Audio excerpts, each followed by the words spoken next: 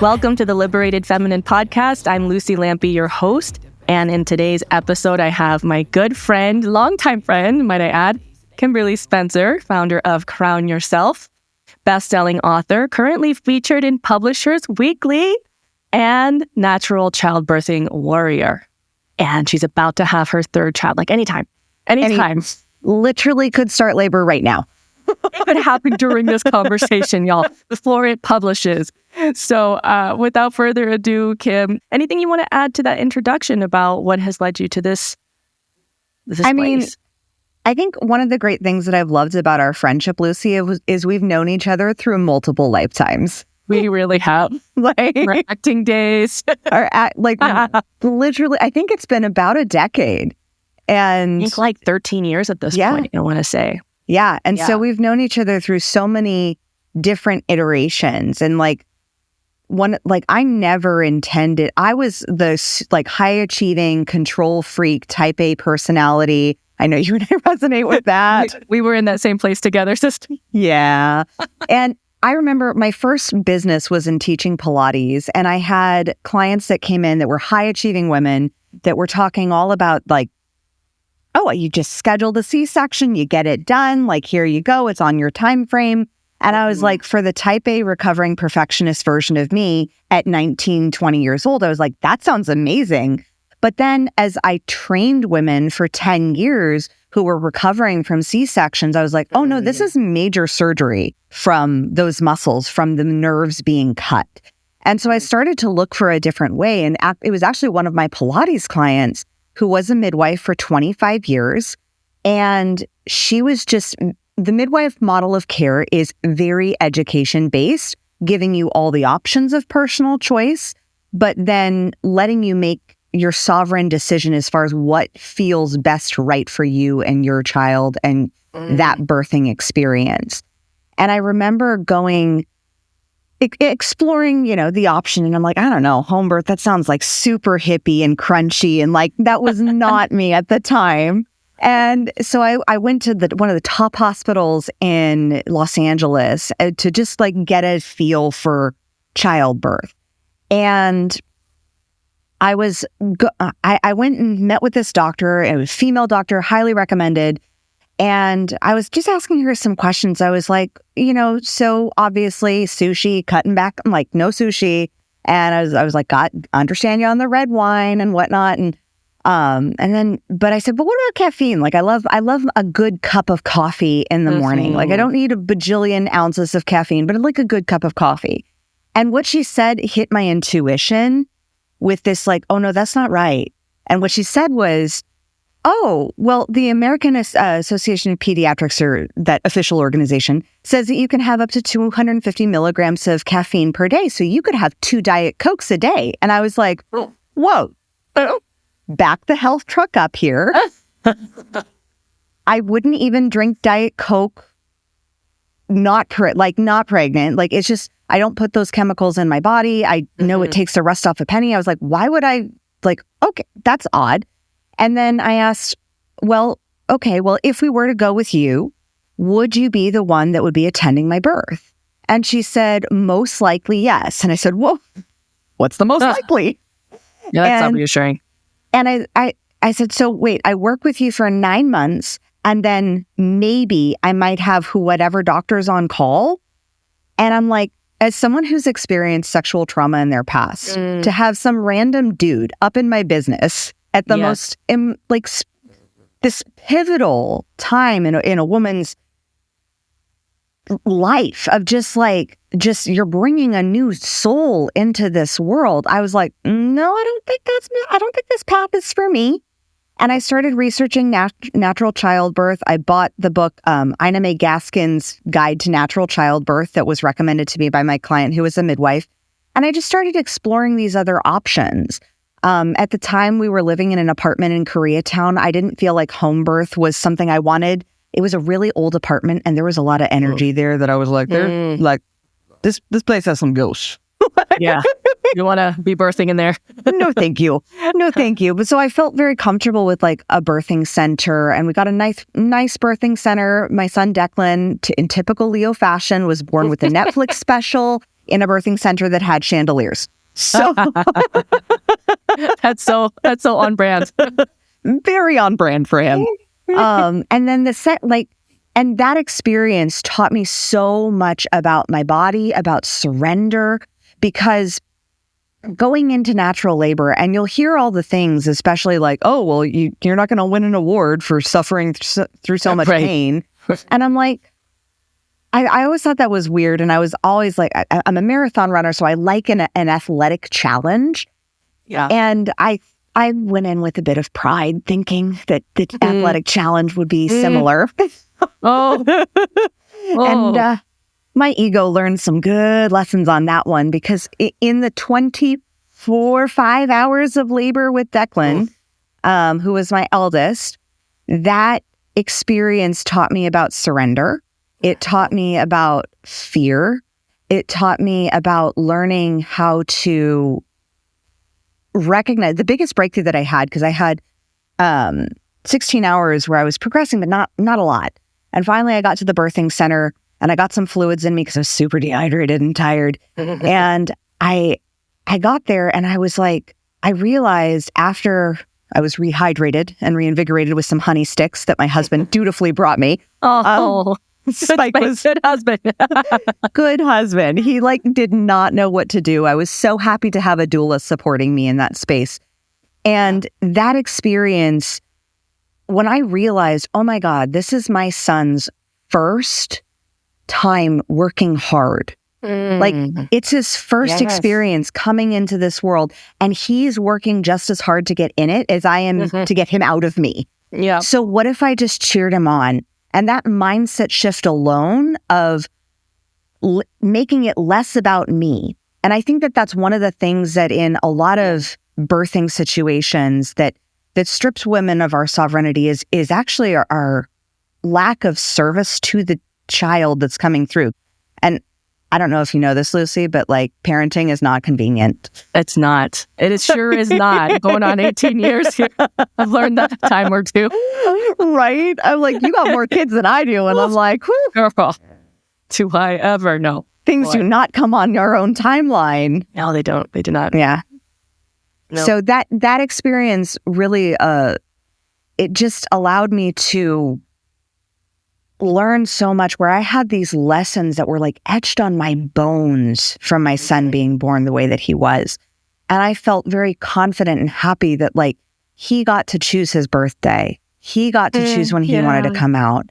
And the same was true with our son Colton when we had him in Australia. That one was a lesson in trust in and of itself, because we were in a foreign country. That kid came so dang fast that it's within 4 hours, I was like, oh my gosh, my midwife wasn't even there. And I remember the moment I'm on all fours in the bathroom, my doula, who'd never been a doula before, I was like, I don't really need a doula. I just need a massage therapist. So I hired my massage therapist to be my doula, because I was in between contractions, just rub my back a bit and help me relax. And I just finished an 8-month certification in breathwork, which is why I think he came so dang fast. Yeah. Because I just knew how to breathe and be fully embodied. And I'm sitting there kneeling over, and I'm like, do you see anything? Because I feel like he's coming. And she's like, I see hair. Oh my God. And my midwife is on the phone driving to get there. And I immediately, the fear-based thought of no one in this room knows how to birth a baby. And then I go, wait, no, but I do. My body does. I've done this before.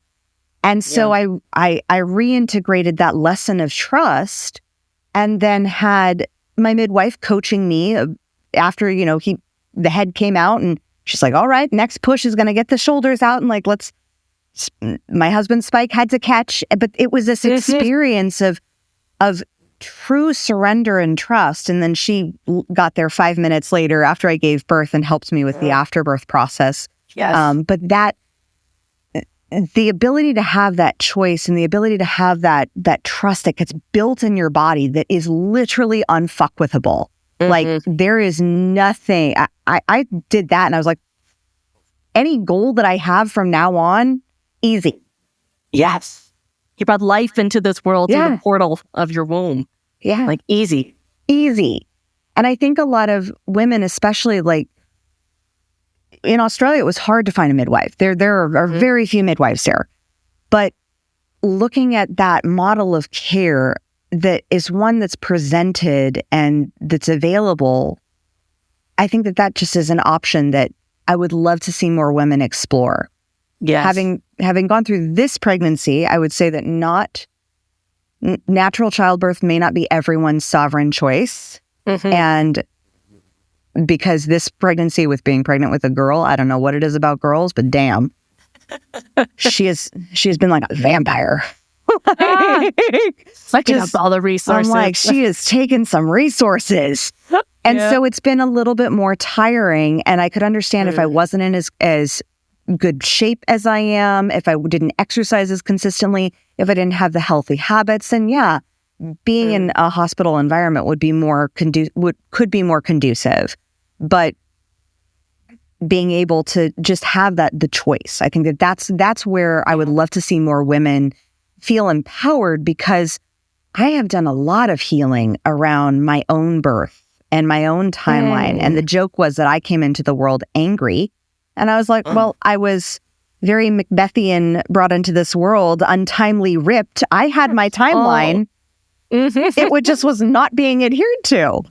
And so just understanding that there's an energetic that comes with the superpower that comes with birth.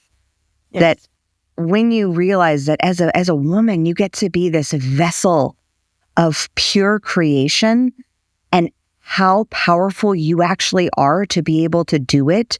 Like, we've been doing this for hundreds of thousands, if not millions of years. Yes. On our own. Yes. Without drugs. Like, and when I read that in Ina May Gaskin's book, that some women can have an orgasmic experience when it comes to birth. I've heard this quite a lot, actually. Yeah. I was like, that's the goal. That's the new goal. That's what I was about, taking my walk today. I take this daily walk up the hill, and it takes me like 25 minutes. And I, mind you, we live in about, what are we in, like 8,000 feet elevation.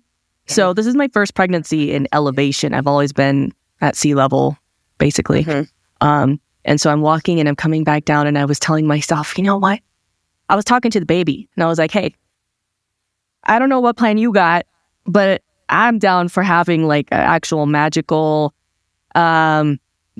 joyful, pleasurable experience here. I understand that there's the discomfort of contractions, but I think that the way we interpret it as pain for the sake of pain versus something working itself out, which I think also on the broader scope of life is a lesson I have learned deeply, is how to have pain without suffering, how to have like, oh, this is productive. This is, and not productive as in we're like, achieving something in our old mindset, Yeah.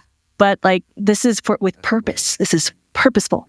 And so on that note, and actually before diving into that, just really defining for people listening, when we say sovereign birth, what that means. Because like you said, it's not that the natural birth experience is for everyone, but it's about choice. So what can you speak more into that? I think when you're presented with, like, the reason why I love the midwife's model of care is that there is that choice of home birth, water birth. How do you want to labor? You aren't forced to labor on your back. You're not forced to deliver on your back. Like these things that make it convenient in a traditional medical model for the doctor to be able to see, and understanding like that model was built because they are also trying to protect themselves with insurance and like making sure that they're able to. So I don't think it's this evil thing. I think that we just need to go in with informed choice. And when I see women consistently with stories of birth trauma, especially in the Western world, of these like there was one hospital nearby where I grew up that every woman I knew who went and had a baby there had an emergency C-section. And I was okay, that's a little high statistically to have every single person that I like, everyone. But that so being able to have that informed choice and being able to think through all your options and really feel what's best for you and tap into what you feel the baby wants too and how they want to be birthed into the world.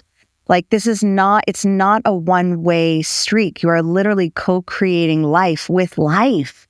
Like, I know you and I were messaging back and forth, and it's like we have temples within temples right now. Yes. Like we have a sanctity inside of us growing that's like as women birthing women.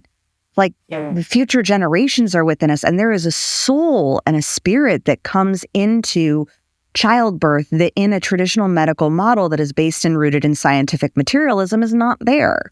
Mm-hmm. And so recognizing that there is that spiritual aspect of birth, like I have had some of the most profound spiritual experiences. I've never done plant medicine, but I could only imagine. But with natural childbirth, of having just the downloads of trust, of certainty, and of just the most pure love for creation ever. And when I think through any initiation, there is fire in initiation. You have to go into the kiln. And there is a level of discomfort that I think the myth of convenience, we've just been told the story that babies should be convenient and come on our time schedule. And I'm like, I think that sets parents up actually for failure and for struggle and for suffering, thinking that this is it does not actually adequately prepare them for what parenting is, which is there is a level of sacrifice and love to wake up at 3 a.m. and nurse a baby and nurse something that it's not on your time schedule always. Yeah, and that's the transition, the initiation from the maiden to the mother archetype, that we hear about. It's living for something greater than yourself. And now where a lot of women will sometimes get lost in the sauce is they think that now they can't take care of themselves too, but that's maybe another conversation on motherhood and things. Like we're meant, because I feel like we're meant to discover more of ourselves through motherhood, not lose our whole, but you do kind of lose who you thought you were, because there's more. There's more. And so it's inviting you into more. And I find that this is true with every single kid that I've had. And so it's not a one-time thing every single time. So, this is so profound. And yes, I have done plant medicine, but I have not had a completely unmedicated birth. The closest I got was with my youngest, just because he came so quickly at the end. He was born 30 minutes after I got the epidural. So I felt all the pressure. It was weird. I didn't feel the pain. It didn't register it, but I felt all the pressure and everything. Like it was bizarre. And so this will be my first time that I'm planning on doing and having an unmedicated birth. But yeah, this concept of sovereign birth is so important for women to know, that you have options. You don't just have to go with, here are the medications that are normal, and here's the procedure, and you lay on your back and you push, and that's what I've always done. That's what I did with my 4 births. So part of just being able to move around and be on all fours and, and work with the baby on this massive thing that we're doing together is exciting. And so, that. And so on that note with the pain, okay, so let's talk about pain. Pain. Because I'm not going to lie, it's a little scary, but at the same time, I'm like, you know what? Like, it's reminding ourselves, I was built for this. I was made for this. And my body knows what to do, and I am the birth shaman. So, let's talk a little bit about pain, the difference. The intense, like, you don't break your arm and say, you know what, I want to do that again. Like, I think we need to relabel what pain is, and the language that you use moving into birth and in that birthing space, and when you're pregnant, is very key for structuring your belief systems as far as what you're going to be expecting. And calling it pain is not exactly accurate. I would say it's intense. There's definitely a level of intensity, because there's so much, it takes a full-bodied focus where you aren't thinking about, you're not thinking about your emails or a project, like what you're doing you're on in the Monday. middle of labor. Like I've stubbed my toe and been like, oh yeah, I need to send an email. But like, I'm not going through labor being like, oh yeah, I forgot John. Like, we just send an email to John. You just circle back and follow up with, yeah. I think that when we label it as pain, it gets marked as this like thing that we try to avoid because our brains always will try to avoid pain. Yeah. And that's what happened in my first labor, going through natural labor, was I felt the intensity and I was like, crap, oh my God, like this was a pressure that I wasn't used to. And that my body, it was my first pregnancy as well. Mm-hmm. And so I did what I could to avoid the pain, which caused the contraction to hold. Because the thing about birth is that in natural childbirth, you have the moments of pressure and the contraction.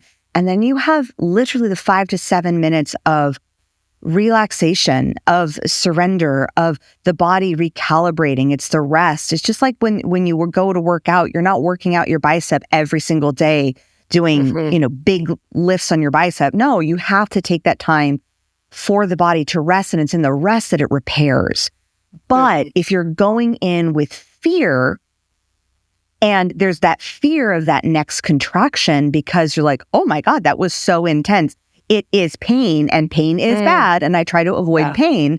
Then that next contraction, you're still holding on to that fear of the next contraction, which causes you to not completely relax. And that was my biggest lesson between the difference in my first natural childbirth and my second was in the acceptance and actually the positive, looking forward to I know that after I allow myself to breathe through this moment, that is an intense surge of 90 seconds, then I will be able to rest and relax and be in a space. And I remember my massage therapist in my second pregnancy, she was like, that was amazing. That was the most amazing. She's like, I saw the intensity, but then she's like, you're calm as and cool as a cucumber. I always thought that myth of that you can go take a nap in the middle of having some the start of labor. I was like, who can do that? Because that's not what we are marketed to. And we have to be aware of the marketing messages that we've been fed, especially as a Western culture, over the course of however many birthing movies you have, where you have the woman screaming at her partner, looking like a feral, like she's going to just, attack someone.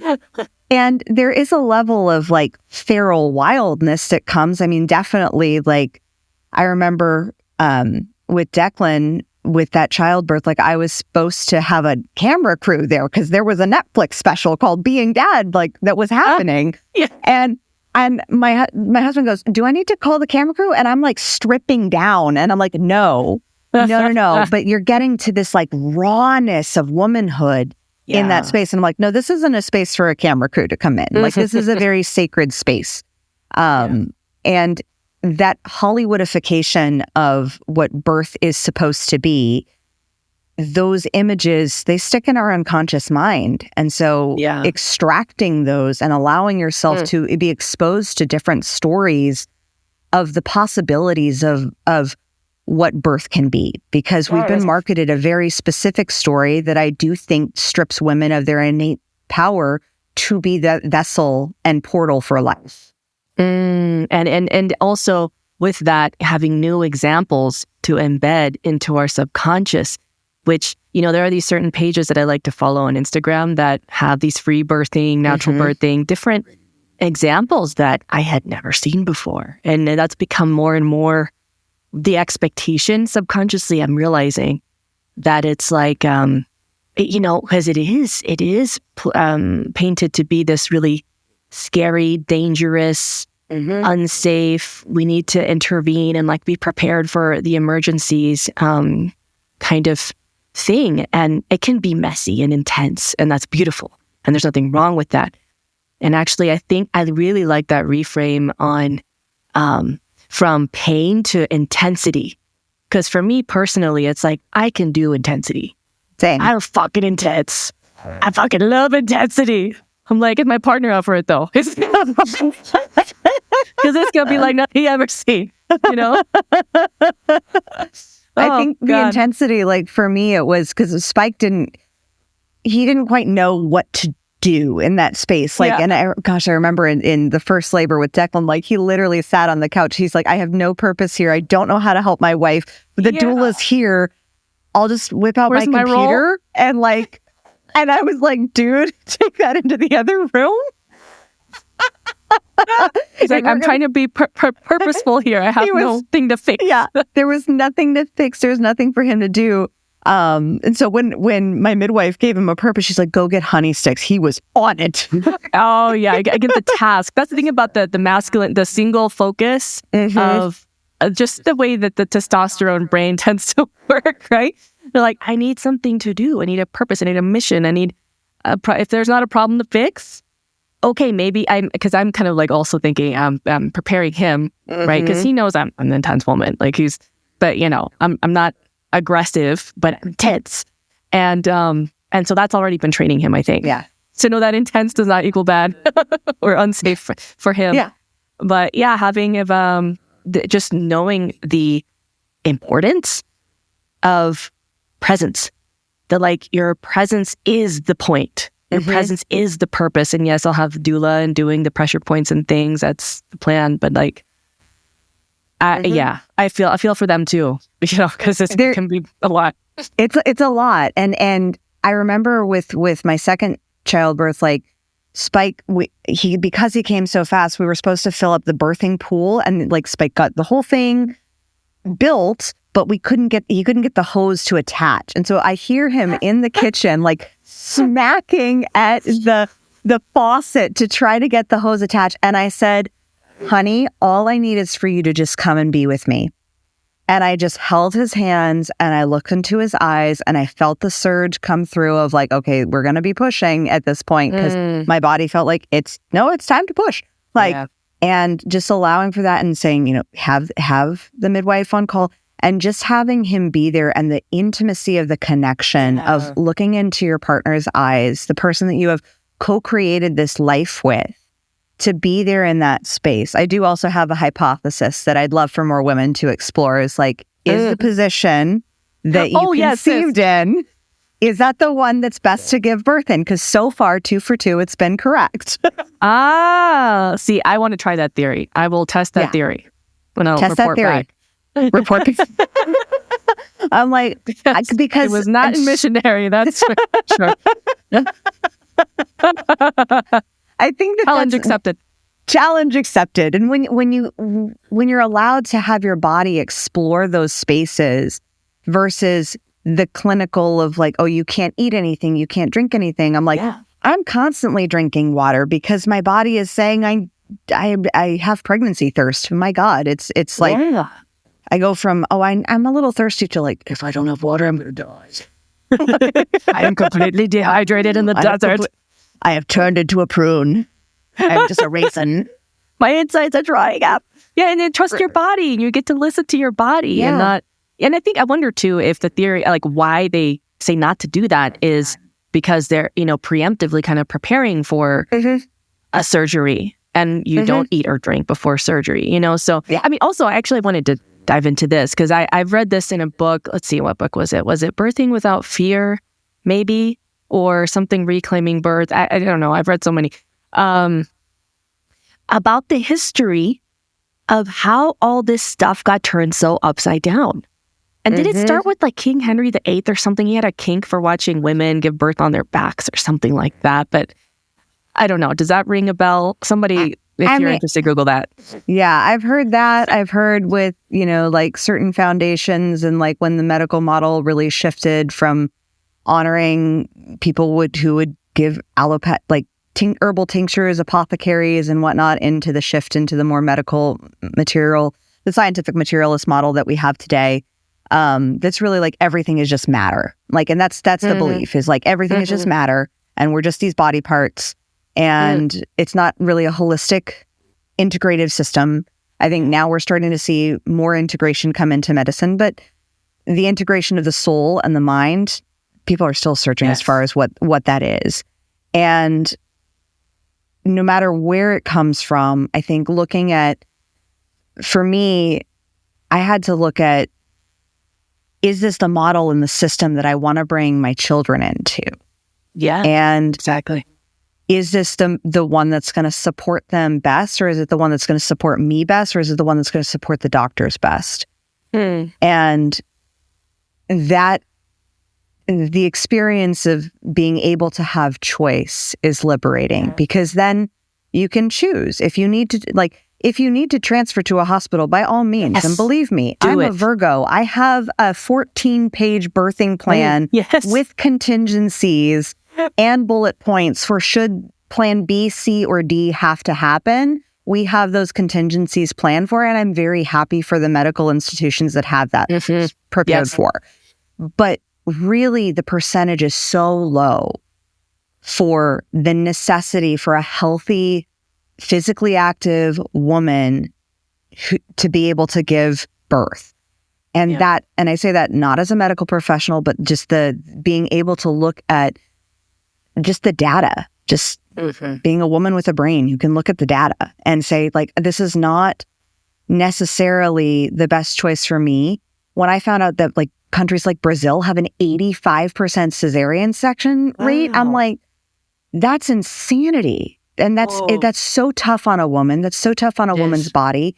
And thinking from the sovereignty of how a child, especially a female child born into this world, and from birth, this concept, because I was born via C-section, and this was a breakthrough that I had of, like, from birth, my choice of how I could be born was taken away from me.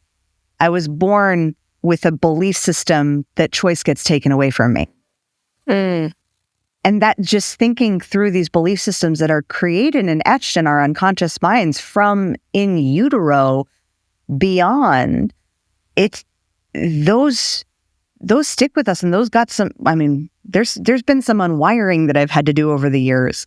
And I don't think I'm alone in that, when you feel like your choice has been stripped. And yes, and I think that's when we're able to look at birth from a different lens and from a multifaceted lens, many more options become available. And also looking at it from, like, with a soul's evolution of, how does this soul want to come through? And, like, I look back and I have gratitude for how I came into this world, because now it's made me such a proponent for natural childbirth, and hopefully getting some women to look at some other choices that they have that they may not have known were available to them. Yes. Yeah, because it really is about that choice. If you think that the only choice that's presented to you is all that there is, and mostly it's done just innocently, right? Women, they trust the systems to work on for them and to have their best interests in mind. And this is not also to say, don't trust the medical system at all, but, it has saved many lives. A lot of situations that, you do need to be transferred to a hospital. If I had, actually, I don't know if this is true, but this is where I'm at right now with this is, oh, bear with me. My second childbirth, when my second daughter was born, easiest childbirth, the whole thing from start to finish was maybe 5.5 hours. Super just smooth. But a week later, I was hemorrhaging, and I nearly died, literally, because they could not figure out how to make it stop. They gave a DNC, they gave all these things, Pitocin, trying to get my, and they couldn't figure out why I was bleeding. I had a blood transfusion, and then the bleeding just stopped. And so, who even knows what happened? But I'm, looking back in retrospect at the experience of the birth, I've wondered if maybe the way that the afterbirth was handled was part of the problem, because it was aggressive and it was, let's get the placenta out, and maybe before it was ready. And I didn't find out till so many years later that can cause postpartum hemorrhaging. And so just little things like this that, when I was early 20s, I didn't know better. It's just, I trust these people to have my best interest in mind. And now I'm going to be 40 this year. And it's like, I know some new things. And so with that, what would you say are some good questions for women to ask themselves and maybe their providers if, when they're navigating this process of birth. I think building, like, one of the things that I was surprised that my mom didn't know, because my mom wasn't really with me for my first childbirth. I didn't want her to be. She wasn't with me for my second childbirth because she was still in California. I was in Australia. But now we have a multi-generational household. And so this is her first like home birth experience. And her only other experience of birth was mine. So oh my God. This is a really new experience for her. She had no idea how well-trained midwives are, that the difference between a midwife training and a nursing training. Nurses are trained in multiple modalities on how to operate on all the different floors. Midwives are trained for 3 years in only birth. In very specialty. It's a specialized training. It's in all aspects pre-birth, birthing and postpartum. So it's only in that arena. And she didn't know how specialized that training was. And so asking the questions of like, how do I want to, like, if I were to create a beautiful birthing scenario, how would I love to have come into this world? I think when we start with our own inner child and we start with like, if I could have come into this world in any way, what would I want the belief system that I want to like embed into the bones of my child? Yes. And then asking, do the providers that I'm searching for or having conversations with support that? I mean, it was very important for me as a 37, I'm like, how old am I? 37-year-old start to woman. lose track. Yeah. Who, not only that, but pregnancy brain is real. Oh, it is real. It is so real. So real, y'all. I can tune out and it's like, there I am thinking of anything. It's glorious. It's kind of nice though. It's so nice. Little vacation, little mental vacation in the middle of something important. But that experience of being able to like make sure that as a 37-year-old woman in the medical model, I am considered a geriatric pregnancy. Right. Isn't that wild? It's so We're crazy. Old ladies. We're old ladies giving birth. When really a lot of studies show that if you are healthy and fit and move your body on a regular basis, that women can continue healthily having babies into their early 40s. Yeah. Like you look at, you're just like a testimony for possibility. Yeah. I mean, my abuela at 48 had a baby. Yes. So wow. Just bananas. She was an amazing woman. I think I'd be too tired at 48. But that's a different story. Me too. I'd be like, no, thank you. Like Spike, my husband, he's 19 years older than me, and he doesn't have, like, all his friends have gone through the childbirth and raising, and he's like, I'm going to have a newborn at 56. Like, oh my God, right. I didn't think about that. Yeah. But it's like, it's life-giving for him. Like, he's so excited. He really is such a great dad. He's an amazing dad. Like, nailed, checked, ticked, all the boxes were ticked with that one. When I saw him, I was like, that is my baby daddy. Yeah. You're all same with this. My womb spoke to me, said him. I said, what? Yep. We are not having babies, right? No. Yeah. Said, no, and then it's just, you can do more. Yeah. But that, I would say, starting with the belief systems of how would you love to have been born? Like healing your own birth story is so, it's such a big piece of the integration.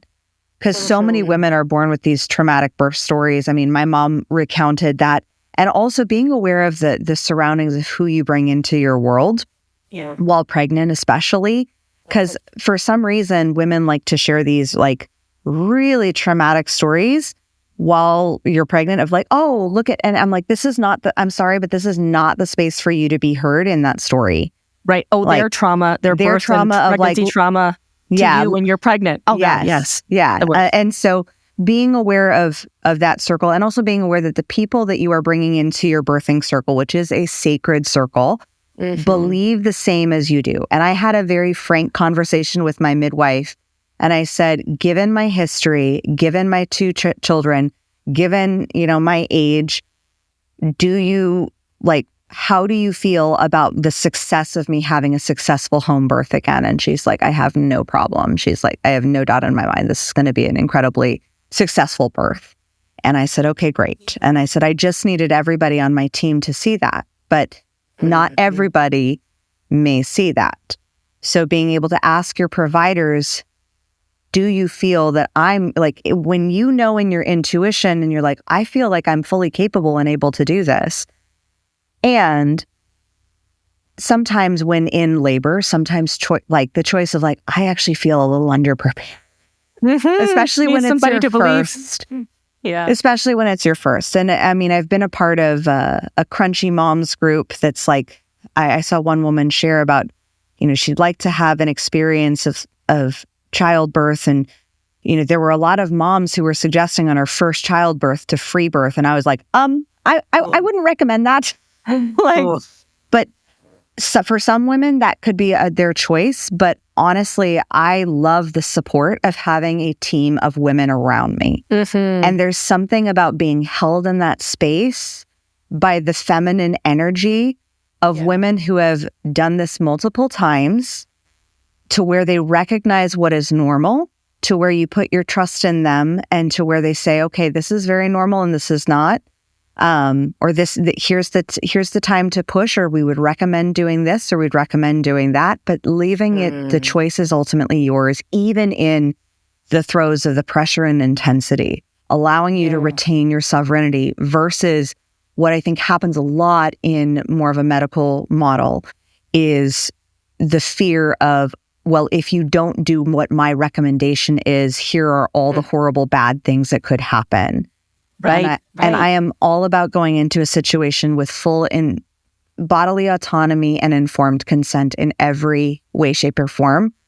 I love in the midwife model of care that every session that I've had with my midwives is always very education based. It's like, okay, well, if we're at this stage, here's kind of what your body's going through. Here's the contingencies. If, a transfer were to happen, here's let you be as informed as possible as to this process of birth, so that in the moment when the game time happens, you're able to make those decisions.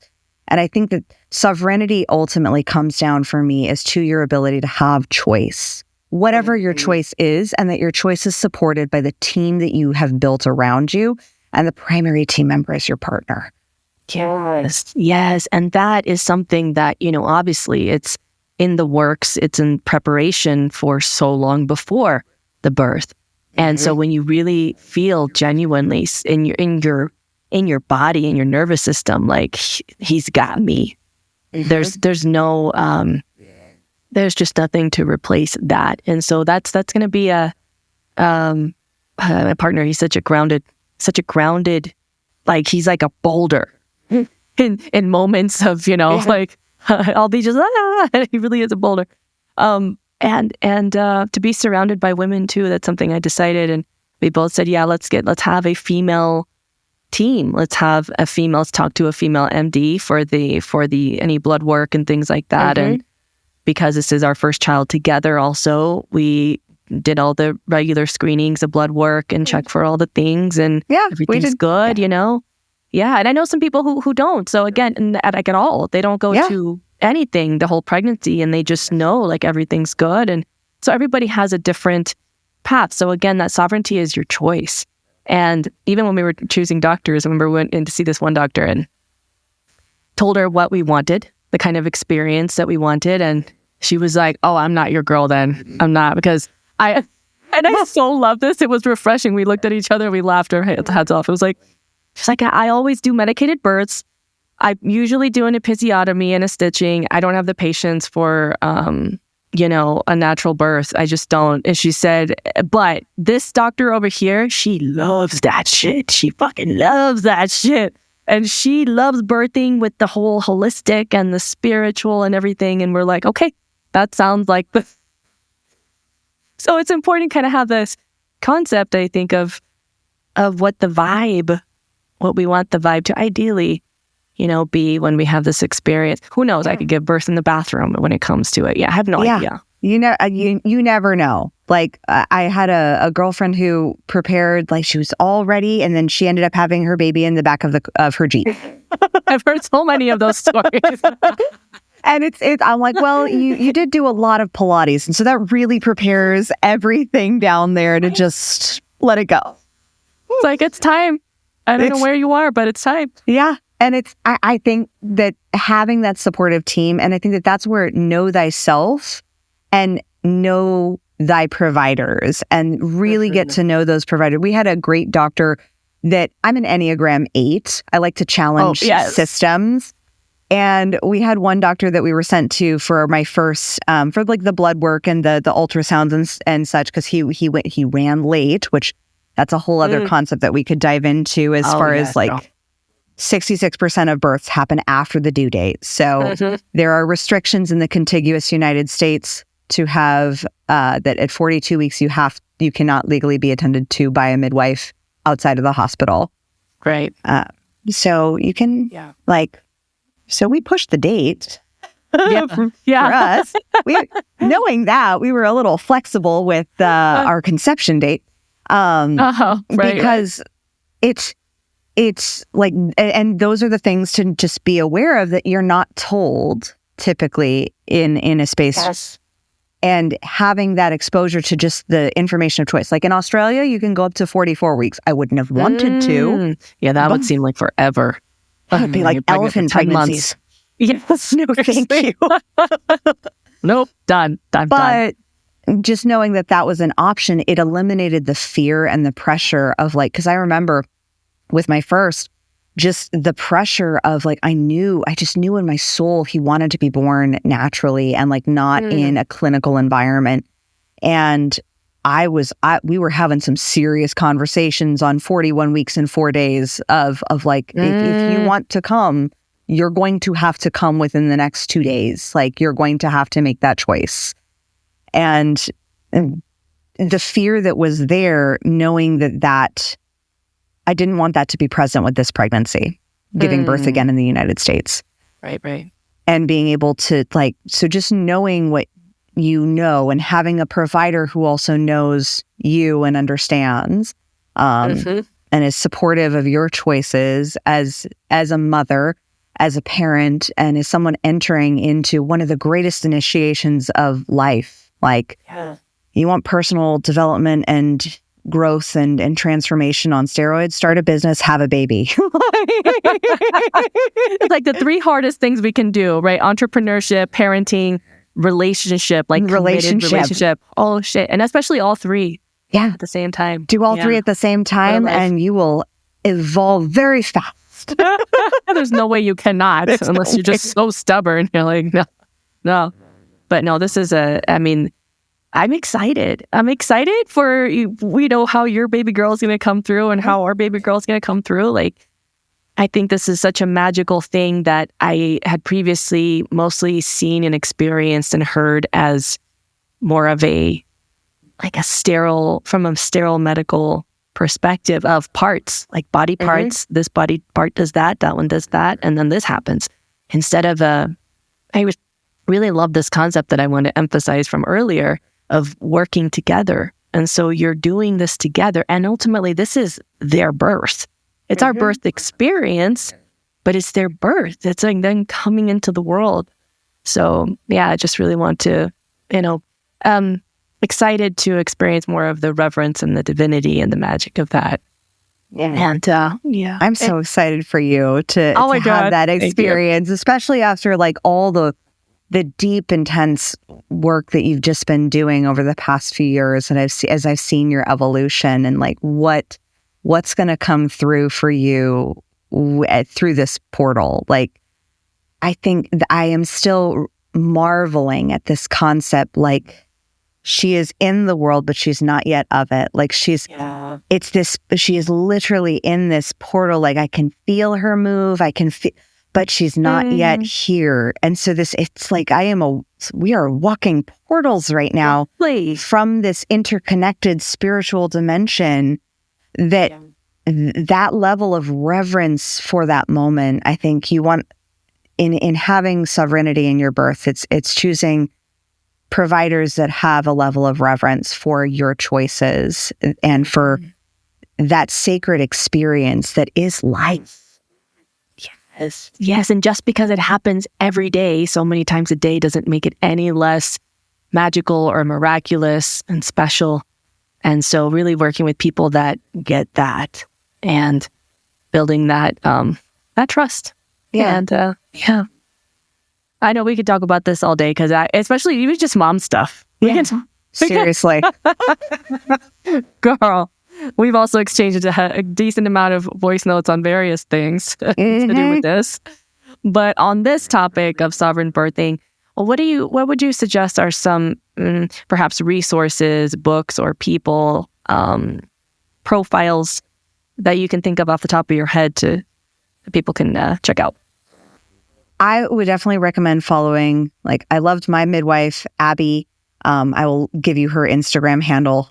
I don't have it off the top of my head at this moment. Okay. Ina May Gaskin's Guide to Childbirth, and just being aware of The Business of Being Born is a great documentary around the current medical model and the business side of that protects the business of being born, and just being aware of how you're making those choices so you can make the most informed choice. Because I completely agree with you, Lucy, is that medical has its place. It absolutely has its place. And I think it's given more of its place. It's taken up more space than I think it actually needs to in the birthing world. Yeah, that's a good way to put it. Yeah. And being able to educate yourself with other models of childbirth and other experiences, and following natural birthing Instagram accounts that allow for you to just embed into your subconscious mind that it's not just this Hollywoodified experience of drama. It can be a really sacred, beautiful, easy experience. The ones that blow me away are the ones that have the woman literally gives birth and they're toddlers are walking around. I know me as a parent, I would not be able to do that. That's where I draw the line of someone has to be watching my kids, and I have those contingency There's plans. a safety there of I don't have to think about that right now. I can't have someone hitting someone else. I can't be yelling at them hey, be nice to your brother. Be nice to your brother. Yeah, exactly. Can't. I know my boundary when it comes to that, and I'm no, that's my boundary with parenting, of recognizing that. But it comes down to knowing yourself. And ultimately, so podcasts like yours of just learning the womanness and the wildness and your level of depth that you want to have with this experience and connecting in. I think it's very easy, especially for high achieving women. And I say this as, recovering perfectionist, right? Who hasn't completely recovered yet. Still an 8. Oh yeah, I'm still an 8. I'm still going to challenge some things. Yeah. That experience of what is that experience that you want to have? What is the experience that you want to give to your child? And then really looking at, because it's very easy to not be embodied. It's very easy for me to slip into analytical strategy, all that. But when the moment comes, it is such an embodied experience that fully allows you to prepare. So, I'm a big fan of leveraging breath work, hypnosis to prepare the body to breathe it out and remaining physically active throughout the pregnancy. There's a lot of stories, especially in Western culture, of in my 3rd trimester, I wasn't doing anything. And I'll admit that with this pregnancy, I have done a lot more resting than physical exertion. With my 2 boys, I was working out until 41 weeks. Not a problem.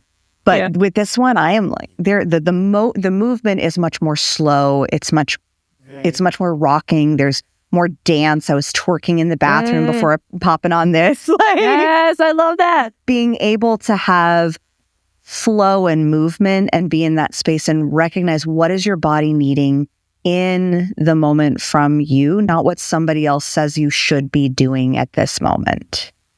Yeah, that's so key to drive home there, because at the end of all of this, it's it's you in your body surrendering to this experience of life moving through you and I think if that's the thing, I'm the most, that'll be the biggest shift in this birth, because with all 4 of my births, because the last one was over 9 years ago.